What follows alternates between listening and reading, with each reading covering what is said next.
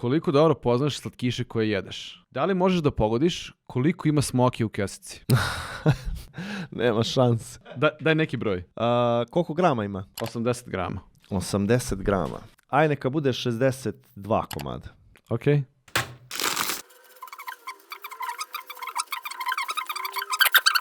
A, 67. Za 5 sam promašio. Blizu si bio. Ok, nastavljamo dalje. Koliko ima ovih čokoladnih bombonica u M&M-u? A koliko grama mi 45 daj? grama. Jesu li sa nekim lešnikom unutra ili su ono bez? S kikirikijem ili bez? Samo čokoladne. To znači da ih ima 58. Ajde, sad ćemo da vidimo.